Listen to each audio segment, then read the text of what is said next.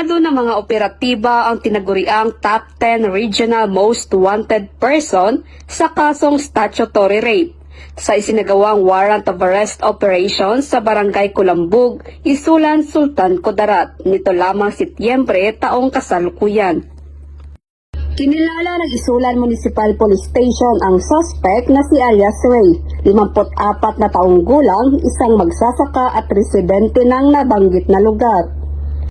Bandang alas 9:30 ng gabi nang isinagawa ng Isulan MPS kasama iba pang mga operatiba ang warrant of arrest operation sa pamamahay ng suspect na nagresulta ng matagumpay na pagka-aresto.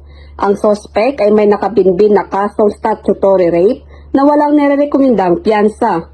Kalukuyang nasa kustodiya ng Isulan MPS ang suspect para sa kaukulang dokumentasyon at tamang disposisyon. Napaigting naman ng mga kapulisan ng Rehiyon 12 ang pagsasagawa ng mga operasyon upang mahuli ang mga most wanted persons sa rehiyon para sa pagkakaroon ng mapayapa at ligtas na bagong Pilipinas. Mula dito sa General Santos City, ako ang inyong PNN correspondent, Patrolwoman Vina Morales, alagad ng batas, tagataguyod ng Balitang Pulis.